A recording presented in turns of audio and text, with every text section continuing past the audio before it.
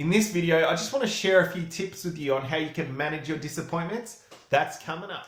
Hey everyone, it's Corey and welcome to my channel. It's all about motivating and inspiring people to choose life through my own experiences, positive and negative. And if you're a new viewer, can you please consider subscribing? Let's get into it. So folks, in this video, we're going to talk about managing your disappointments. And we all hate feeling disappointed. Let's be honest, it's a horrible feeling.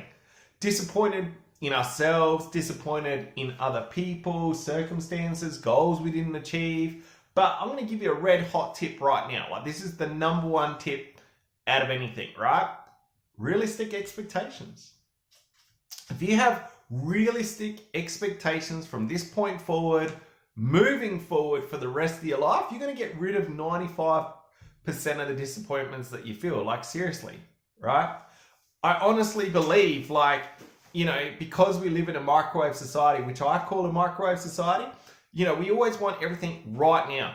We got no more patience, we can't wait, we don't want to take the time to do things, and we just have unrealistic expectations about things. And it's gonna cause disappointment. If you grew up watching Disney and Cinderella, and then you get in a relationship and find a man and he's not your Prince Charming, you're gonna be disappointed, right? But it's unrealistic to think that, someone's gonna ride in like Prince Charming and sweep you off your feet and, be this perfect man that, and live happily ever after. Unfortunately, life just isn't like that. And I sincerely mean that. Unfortunately, I really wish it was. I'm not saying there isn't men or women out there that are just absolutely amazing. My wife is just, wow.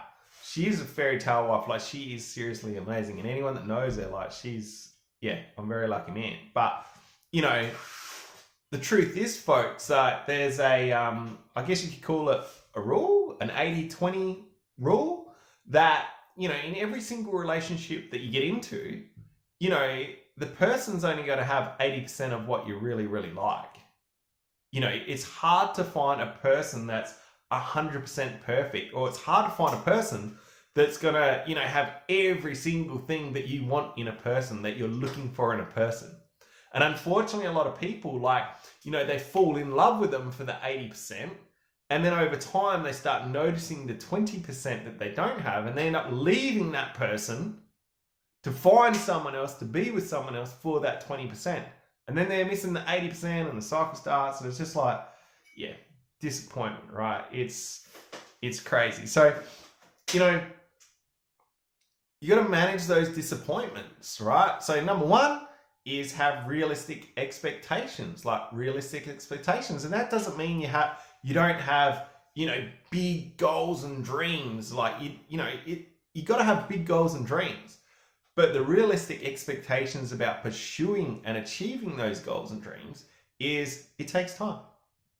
It takes work. It takes effort. There's going to be detours along the way. There's going to be roadblocks along the way. There's going to be obstacles. You're going to cry along the way. It's going to be hard.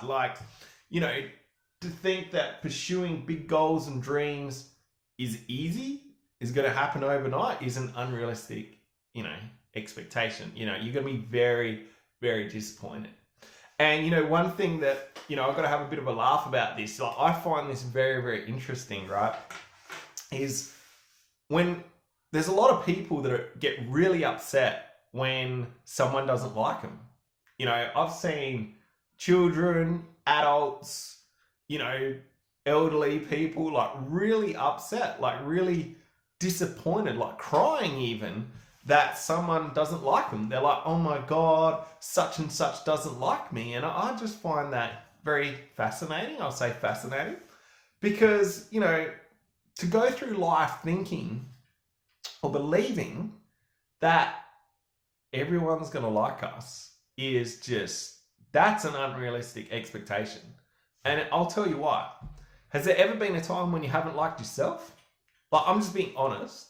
There's been times in my life when I didn't like myself for things that I did and said. So if there's going to be times when we don't like ourselves, how can we expect that everyone else out in the world is going to like us? And I just find that one fascinating.